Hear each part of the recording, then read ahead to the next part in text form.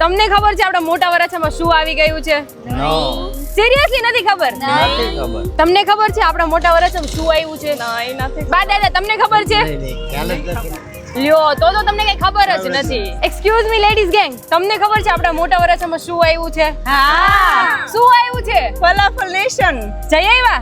હા. ચાલો તો યસ મારા સુરતી, મોટા વરાછામાં આવી ગયું છે ફલાફલ નેશન, જેનું ગ્રાન્ડ ઓપનિંગ થઈ ગયું છે.